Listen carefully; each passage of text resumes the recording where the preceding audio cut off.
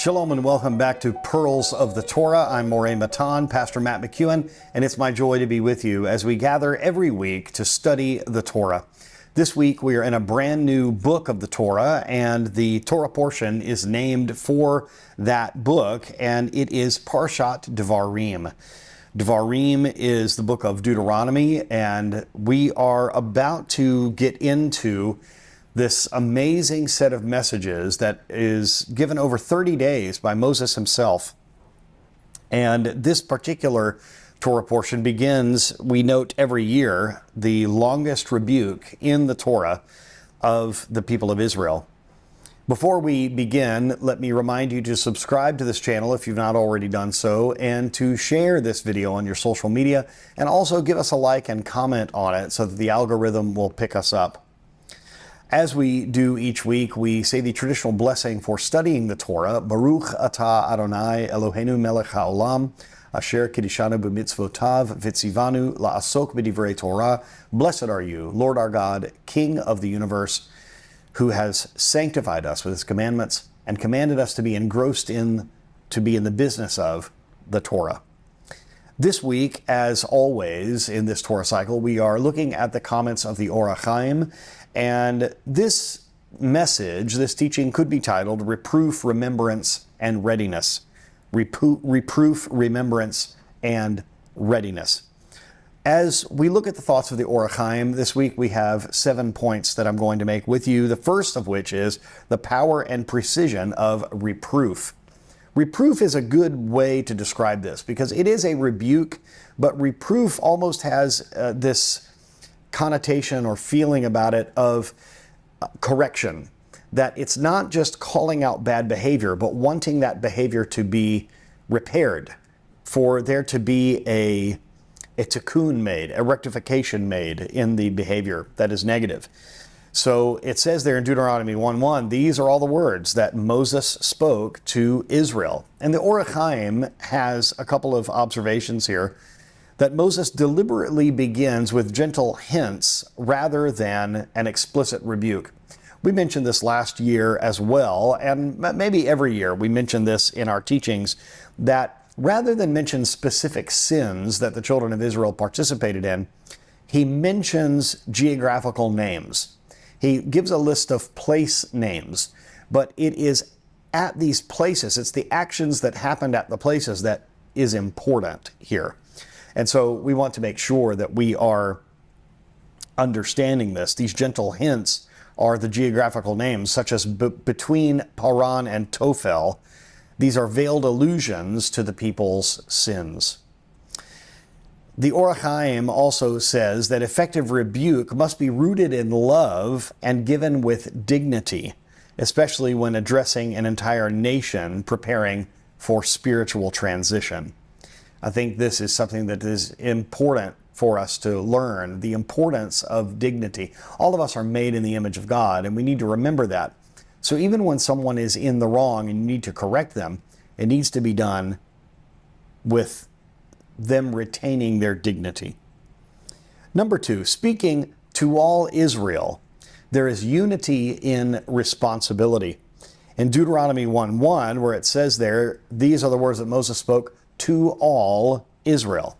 The Or HaChaim says that the phrase to all Israel suggests that Moses waited until the people were unified and attentive, showing that reproof should be delivered when people are spiritually receptive. We just were reading last week in our congregation in the Gospel of Matthew chapter 7, where it talks about not giving what is sacred to dogs, not giving pearls to pigs. They will trample on them. There are some times when we need to make sure that people are ready and in a right frame of mind and heart and spirit to receive correction before we give it. Otherwise, it could be wasted.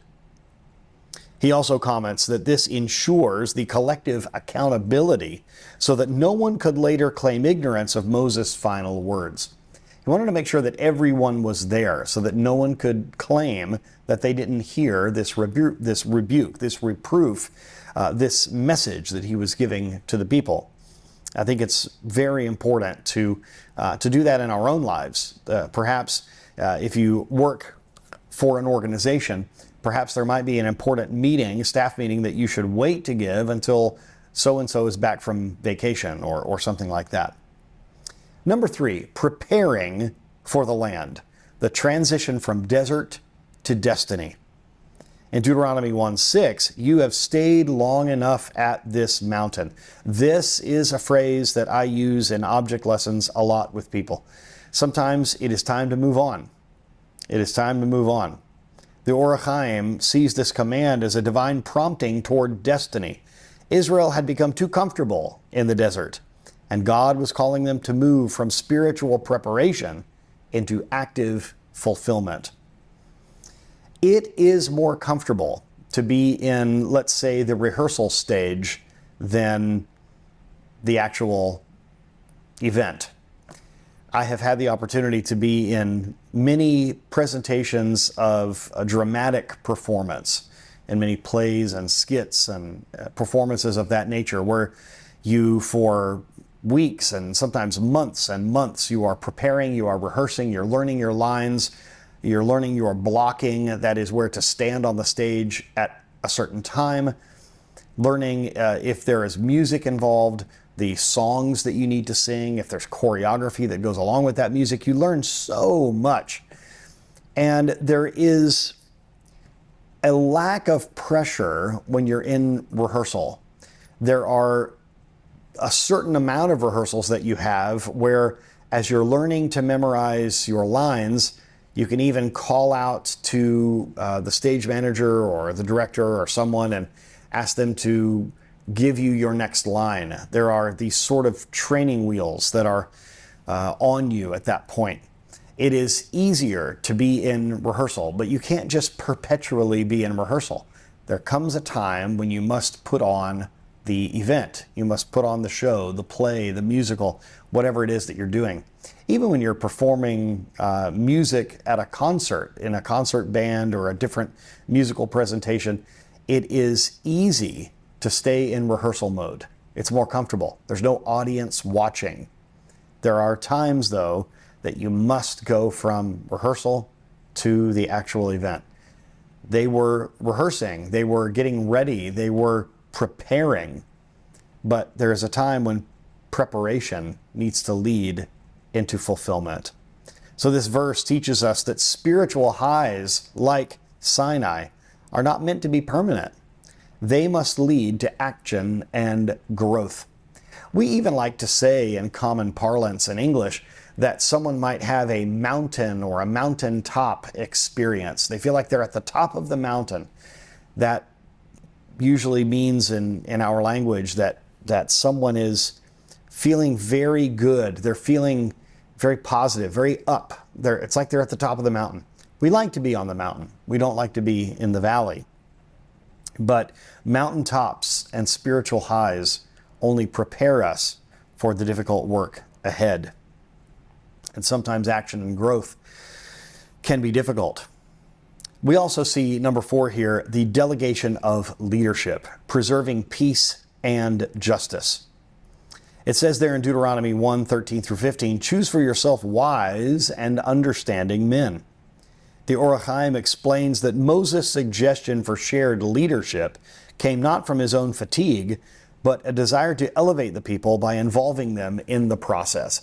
This is something that's so important for us as leaders to remember, that sometimes people cannot grow unless they're given some responsibility. And if we delegate leadership, if we give people some responsibility, they will rise to that occasion. And that is something that is so important for us as leaders to remember. It's not for us to do everything. And if you'll remember, this is a way that Moses had been living for decades because of the advice of his father-in-law, Yitro, as he said, this work is too much for you. You need to appoint judges. You need to have people to help shoulder the load. And that is important. Not only is it good to ward off fatigue, but as the Or HaChaim says here, it's good to elevate people by involving them in the process. He also emphasizes the balance between divine authority and human participation. Leaders were to be chosen by the people, but confirmed by God.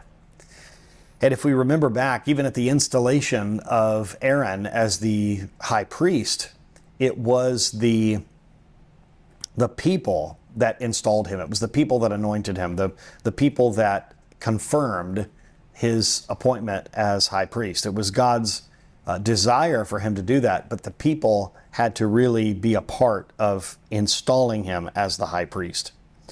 Now, the Or HaChaim notes that the qualifications that are given here of being wise and understanding reflect both intellectual capacity and moral strength.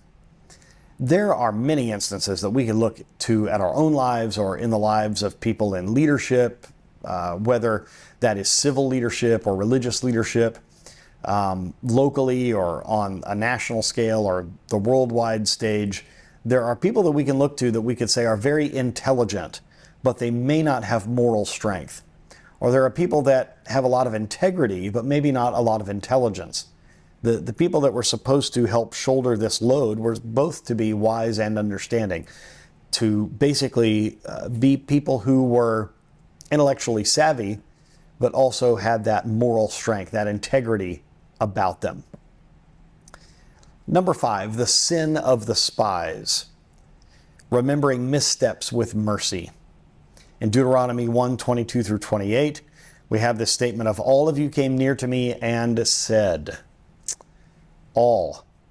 The Or HaChaim observes that Moses frames the story of the spies by saying you rather than they. All of you came to me and said. It's not absolving the people of their responsibility in the failure of the spies, even to send out the spies. So he doesn't say they, he says you. He's putting everybody in one group. So he frames the story of the spies using you rather than they, emphasizing the collective responsibility of all of Israel. We have talked about this many times, that we learn in the yeshiva from Rabbi Shapira about the concept of arevut, about how every person is an arev to someone else. Everyone is a guarantor for everyone else in the house of Israel. We're all responsible for one another, and that is so important. The Or HaChaim points out Moses' subtle wording to minimize shame while still reminding Israel of the consequences of doubt and disobedience. Because there are natural consequences of doubt and disobedience, whether it's wandering in the desert for 40 years, delaying entering into the promised land. There are times when we mess up, when we get it wrong, when we sin, and God forgives us, but we still must go through the natural consequences of our actions. The sin is recalled not to condemn, but to prepare the next generation to enter the land with humility and trust. Number 6, God's faithfulness despite rebellion. In Deuteronomy 1:30 and 31, the Lord your God carried you as a man carries his son. The Or HaChaim marvels at the contrast between Israel's complaints and God's enduring love. The metaphor of a father carrying his son evokes deep intimacy and patience, even in times of rebellion.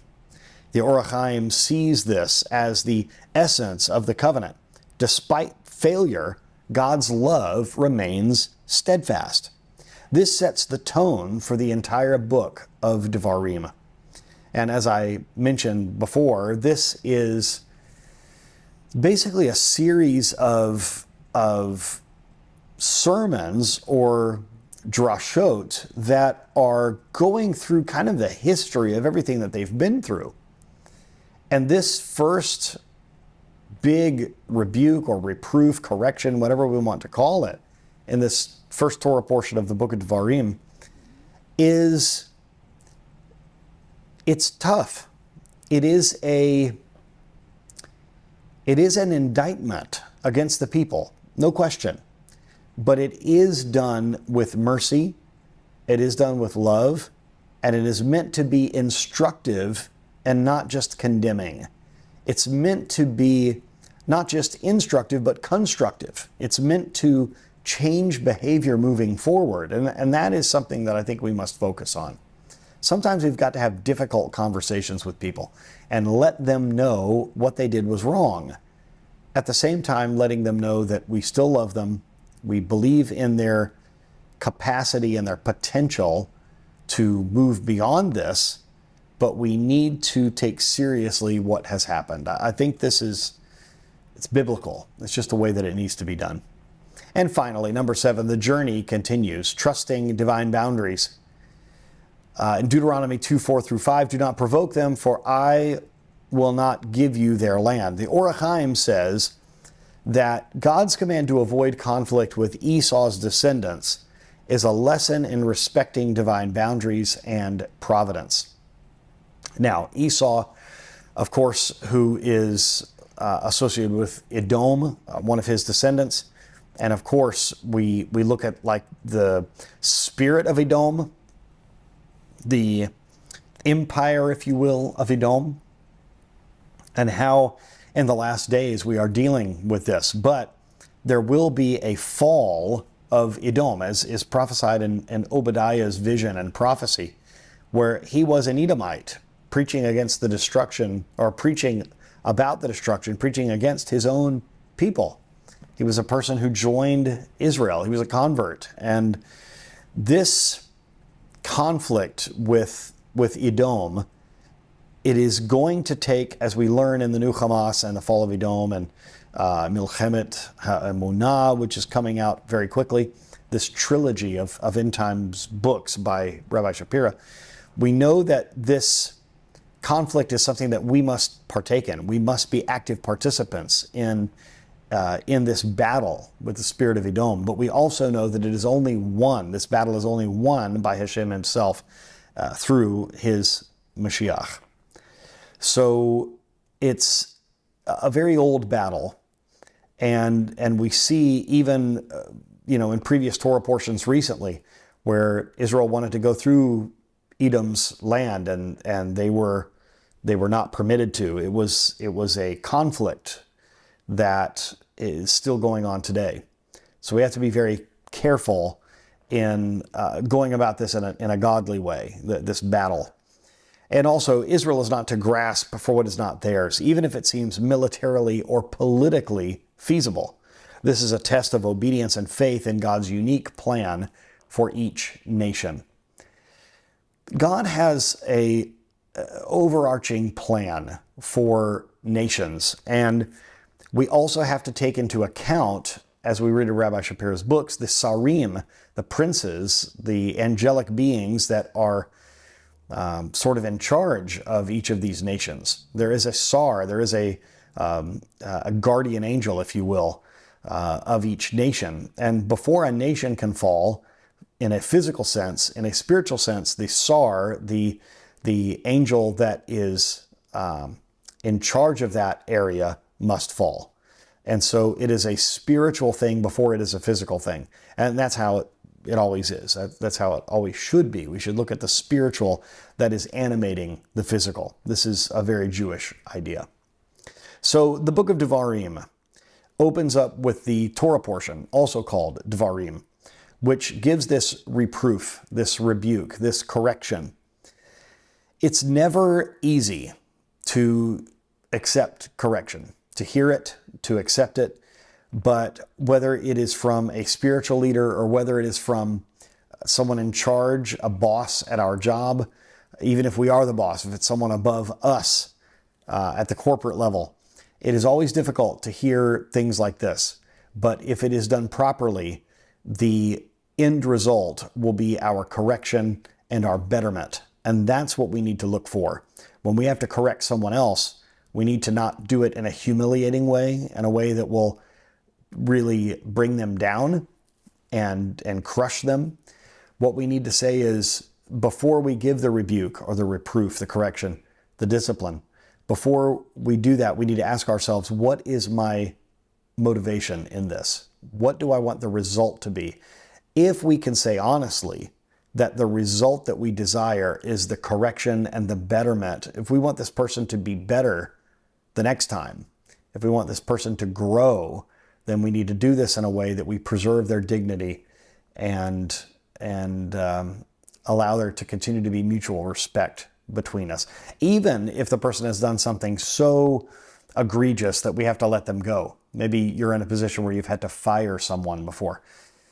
I think it's always a good idea to correct someone in such a way that you could still be friendly with them after the fact. And I think in that way we honor the Lord and we follow the example of Moses. We're supposed to be followers of Moses and the prophet, like Moses, the Messiah himself. And he has given us very specific instructions on how to do correction in a godly way. Thank you once again for joining us. And I want to wish you an easy fast for Tisha B'Av, and want to just remind you that if we're going to show up for the feasts of Israel, we also need to show up for the fasts and to stand with the Jewish people. Thank you all so very much. Shalom.